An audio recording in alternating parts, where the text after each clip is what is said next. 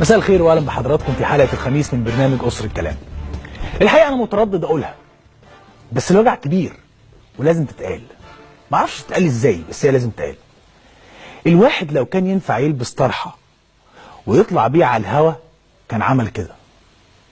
لانه ما ينفعش يبقى في راجل في مصر في بر مصر كله قادر ان هو يرفع راسه ويعيش بشكل طبيعي، وفي ست مصريه مسنه استفرد بيها شويه بلطجيه وعروها وسحلوها ومفيش شنب اتهز في المنيا ودافع عنها. بالعكس، الشنبات اللي في قريه الكرم اللي هي في مركز ابو قرقاص محل الواقعه ان كانت شنبات اصلا، والكلام ده زعل ناس كتير، لان انا لو في ايدي قرار وانا عارف ان الكلمتين دول هيغضبوا ناس كتير ويزعلوا ناس كتير كنت كتبت يافطه كبيره كده: يا بلد ما فيهاش راجل على مدخل البلد دي. لان مفيش راجل اتهز ودافع عن سيده مسنه وهي بتتعرى وبتتهان. سيبكم بقى من القانون دلوقتي والاجراءات القانونيه، انا بتكلم على الفعل الطبيعي في بلد حصل لست مسنه فيها كده، ولم نسمع على الاطلاق ابدا ان في مجموعه رجاله قاموا تصدوا للبلطجه اللي كانت بتحصل. كل اللي سمعناه ان في ست تانيه هي اللي شدت هذه السيده المسنه ودخلتها بيتها وغطتها. اما بقى الشنبات الرسميه في المنيا سواء المحافظ او مدير الامن والمسؤولين بتوع المحافظه فكانوا بيحاولوا يطرمخوا على الموضوع ويقول لك عادي. اما بقى دقون الشيوخ المتحنيه طول الوقت اللي صدعونا في خطابهم بكلام عن ستر المراه واحترام المراه، محدش فيهم اتكلم كلمه واحده ولا تشنجوا ولا ادانوا هذه الجريمه لمجرد ان الست المصريه دي مكتوب في خانه البطاقه بتاعتها ان هي مسيحيه. والله احنا حتى الطرحه ما نستحقهاش. فين فتاويك يا شيخ برهامي؟ فين غضبك يا شيخ حسين يعقوب؟ فين خطبك يا شيخ حسان؟ لا حس ولا خبر.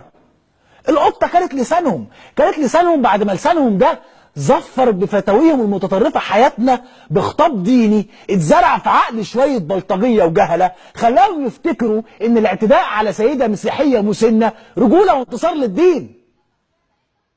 أسر الكلام الحقيقه ما تزعلش حد، والنعامه حضراتكم اللي بتدفن راسها في الرمل بتتاكل، ده اذا كانت بتدفنها اصلا.